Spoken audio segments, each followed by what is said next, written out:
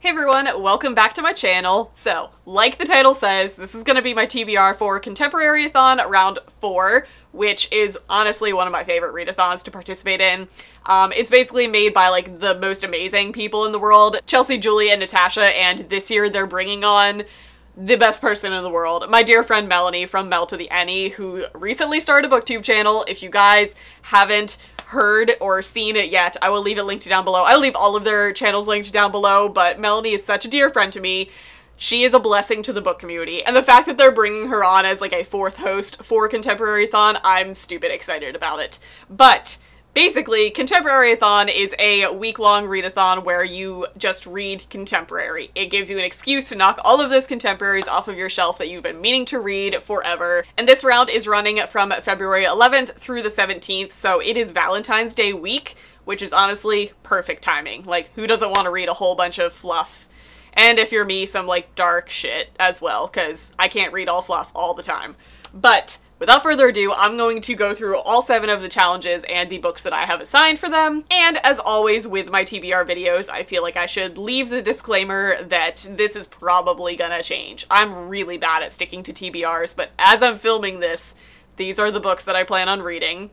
Stay tuned to see how it actually ends up happening, but as of right now, these are the books that I plan on getting to. So challenge number 1 is to read your most recently acquired contemporary. And as I am filming this, my most recent acquired contemporary is Famous in a Small Town by Emma Mills. This is her most recent release. It just came out in January. It's precious. I love Emma Mills. Her books are super fast and super fun to read. I always love her books, so I figured this is like a perfect opportunity. Also, it's pink, it's adorable, Valentine's Day, aesthetic. There's the first one going on the stack. I'm also sitting on the floor so you guys can see like my contemporary shelves because I feel like that's fitting, hence the different background, but book number 1. Challenge number 2 is to read a contemporary with blurple on the cover, so a cover that has blue or purple on the cover, and for that, I'm going to read Letters to the Lost by Bridget Kemmerer. 1, because I want to read this before March, because I'm meeting Bridget Kemmerer in March, so I want to have read this book.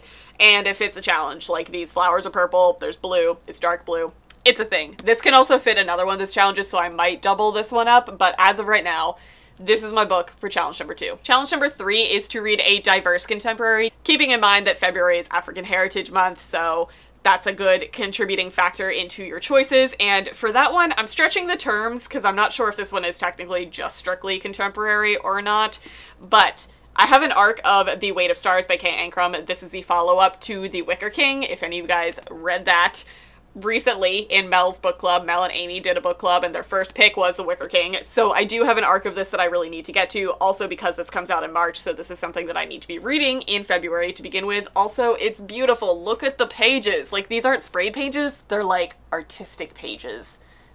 These books are stunning. Challenge number 4 is to read a dark, taboo, or emotional contemporary, and for that one, I honestly could do Letters to the Lost because that's a pretty dark and emotional story from what I've heard of it so far, but being the pretentious TBR creator that I am, I'm gonna toss a different book in there, and for that, I'm going to go with Goodbye Days by Jeff Zettner because this is my last Jeff Zettner book that I haven't read yet.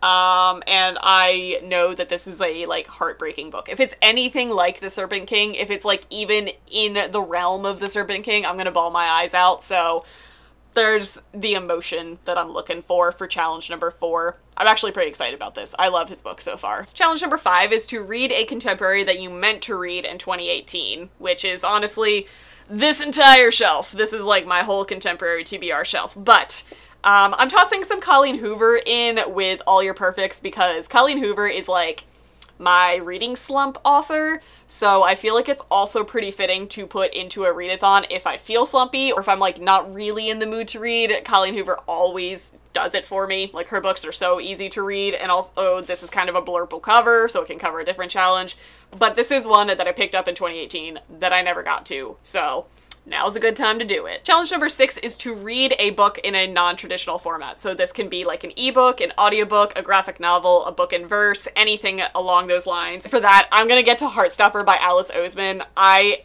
am stupid excited to read this. Like, whew. It's Alice Oseman's graphic novel that she's been publishing on Tumblr. She printed in a Kickstarter campaign. I got one of the books. I am so ridiculously excited to get to it, and also graphic novels are like perfect for readathons because like they read so fast, and this is a male-male romance. It's gonna be so cute. I'm so excited for this. So I'm going with this for challenge number 6. I think I might also incorporate challenge number 7 into this one because I haven't picked a book for that. I have options, and I'm gonna kind of like let myself mood read for challenge number 7. Challenge 7 is to read a contemporary with a picture on the spine, and that basically just means anything that isn't just text. And this one has a little tiny face on the spine, and it also has some like leaves falling. So I'm gonna go with this, but I do actually have other books kind of set aside if I'm feeling the need to really read 7 books in a week, if I'm feeling like overly ambitious, which I usually am most of the time. But this is going to be my backup for challenge number 6 and 7. So this is the TBR as of now.